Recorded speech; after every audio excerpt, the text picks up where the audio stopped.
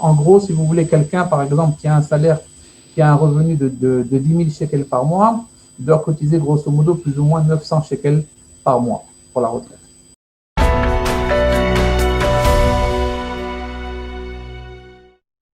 On va parler des systèmes de retraite en Israël et comment eh bien, épargner au mieux avec Patrick Ben-Ami. Alors, vous savez que c'est la fin de l'année civile et on a des avantages apparemment.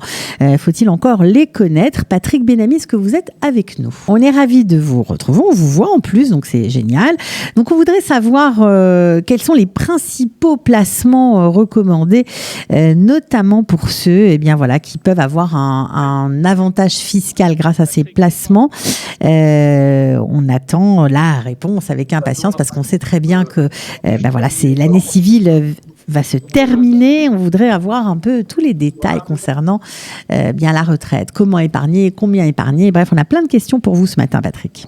Alors, vous voulez qu'on commence par les indépendants, par les salariés? Les indépendants, on en a beaucoup parlé. Peut-être un peu les salariés. On reviendra aux indépendants ensuite. D'accord. Alors, en Israël, donc, comme vous le savez, la retraite est prélevée sur le salaire, hein, la retraite qu'on pourrait appeler complémentaire, mais qui est en fait la retraite principale, qui sont des retraites privées. Maintenant, ce qu'il est possible de faire pour un salarié pour pouvoir faire valoir ses droits au niveau du fisc, c'est, vous savez, vous avez une partie du salaire qu'on appelle en hébreu Sahar Mevutar, c'est-à-dire le salaire pour lequel il y a des cotisations, mais des fois, il y a une partie du salaire où il n'y a pas de cotisation, par exemple, qui relève des vacances. Si, par exemple, on a un salarié qui est on cotise pour lui pour son salaire de base s'il est commercial, mais sur les commissions, il n'y a pas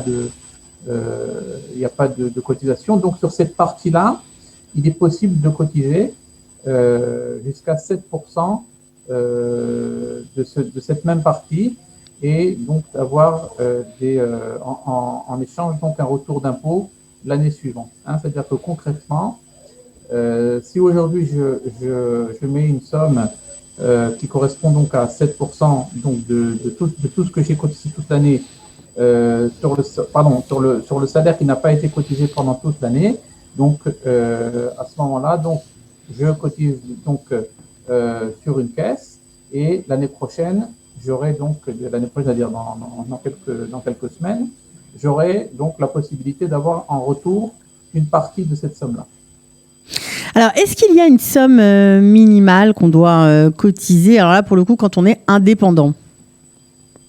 Alors, il y a une somme minimale qui est obligatoire. Jusqu'à la moitié du salaire moyen, qui est à peu près autour de 5 000 shekels, on doit cotiser 4,5% du salaire. Et entre la moitié du salaire minimal, du salaire moyen et du salaire moyen, donc c'est-à-dire encore 5 000 shekels, ça s'élève à peu près à 12,5%. Donc en gros, si vous voulez quelqu'un, par exemple, qui a un salaire, qui a un revenu de 10 000 shekels par mois, doit cotiser grosso modo plus ou moins 900 shekels par mois pour la retraite. Ok, donc ça c'est important de le savoir. Hein, si vous êtes indépendant, c'est une obligation. Hein. Aujourd'hui, c'est un délit de ne pas cotiser ou on peut comprendre. Est-ce que en cette période de Covid, ceux qui ont arrêté de cotiser parce qu'ils n'avaient pas vraiment la possibilité de le faire, est-ce que c'est toujours un délit ou pas? Alors, c'est pas un délit, mais disons que c'est une obligation en tout cas. La personne qui ne cotise pas donc sera infligée d'une amende de 500 shekels. Ok. Maintenant, ce qu'il faut savoir, c'est que en fait, d'une manière générale, que ce soit pour les salariés, que ce soit à plus forte raison pour les indépendants, la retraite est extrêmement faible. Hein, c'est-à-dire qu'on cotise obligatoirement par le Bitoire Leumi. C'est une retraite qui est extrêmement faible et donc il est fortement recommandé de cotiser, que ce soit obligatoire ou pas obligatoire, hein, pour donc assurer donc ces vieux jours d'un côté, et de l'autre côté, si vous commencez à payer des impôts, c'est le même caisse qu'on vous permet de déduire des impôts que vous payez. D'accord, donc ça aussi c'était important. Alors est-ce qu'il y a des droits et des obligations particulières en période de Covid-19 ? Est-ce qu'il y a des choses qui ont changé ? Non, il n'y a pas, il y a rien de spécial qui a changé. C'est-à-dire que on est toujours obligé de cotiser, hein, donc pour les indépendants. Pour les salariés qui ont été en période de khalat, ils ne sont pas tenus de cotiser pendant cette période-là. Ouais, ça c'est important de le préciser parce que certains l'ignorent, donc ils ne sont pas tenus de cotiser. Est-ce que justement on a le droit à des indemnités particulières pendant cette période ou pas du tout ? Du point de vue de l'employeur, non. Du point de vue de l'employeur, cette même période-là, donc il n'y a aucune obligation de cotiser, que ce soit du côté employé ou que ce soit du côté employeur, y compris pour les pissouim, y compris pour les indemnités de départ. Hein, comme vous savez, dans le cadre de la retraite en Israël, sont inclus les cotisations pour les pissouim, pour les indemnités de départ. Okay. Et ces mêmes indemnités de départ, aussi bien pour la retraite également, l'employeur n'est pas tenu de cotiser pour ça. Alors, est-ce qu'on peut revenir voilà, puisque c'est la fin de l'année civile, d'expliquer comment fonctionne cette épargne et quelle épargne donne droit à des avantages fiscaux ? Alors, surtout le législateur a mis l'accent sur les gens qui s'apprêtent à rentrer en retraite, hein, c'est-à-dire à partir de l'âge de 60 ans. Donc, à partir de l'âge de 60 ans, il est possible de cotiser pour des caisses de retraite, différentes caisses de retraite, qui permettent d'un côté, dans certaines conditions, de pouvoir retirer cet argent-là d'un seul coup. C'est pas obligé que ce soit fait sous forme de rente.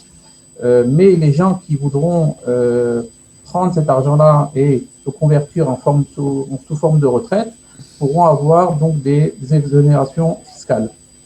Il y a toute une série donc de mesures qui ont été faites pour ça au niveau fiscal. Juste, il faut savoir une chose, que quelqu'un qui cotise pour un plan épargne quelconque, hein, à la sortie, au moment où il voudra retirer cet argent-là, il y a un impôt sur les bénéfices qui est de 25%.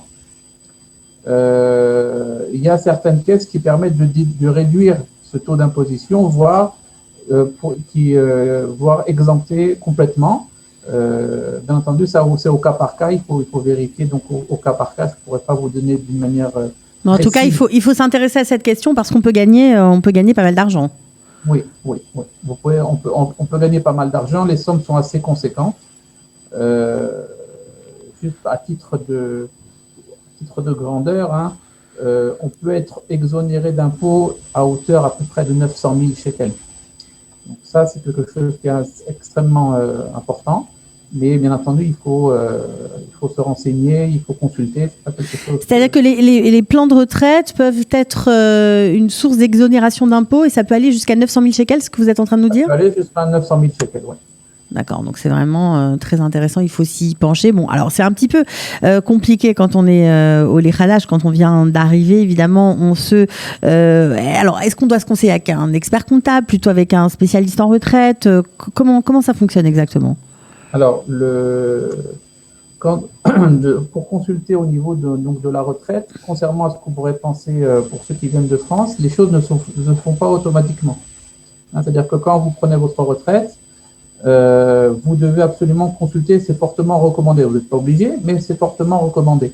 Parce qu'à ce moment-là, étant donné que votre retraite, vous la touchez d'un organisme privé, d'une compagnie d'assurance en général, la compagnie d'assurance, elle ne sait pas quel taux d'imposition mettre sur cette retraite.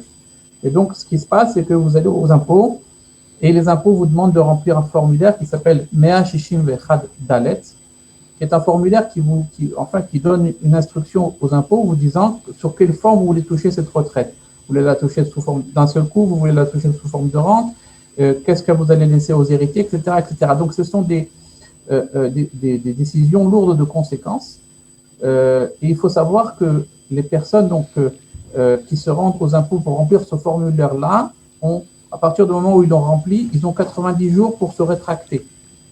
Après 90 jours, ça vous suit toute votre vie. Voilà, donc on comprend l'importance de ne pas faire n'importe quoi et d'être renseigné en tout cas avant de la remplir.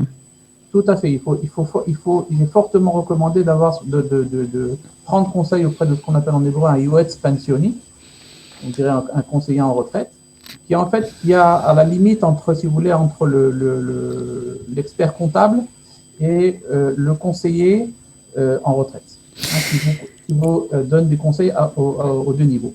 Eh bien, Patrick Benami, merci beaucoup d'avoir été avec nous ce matin. Merci pour ces éclaircissements. Voilà, on profite vite des avantages et de la fin de l'année civile pour essayer de se mettre au clair et pour faire les choses bien. Peut-être que vous allez gagner des sous et surtout payer moins d'impôts. On était ravis de vous avoir ce matin. À très bientôt.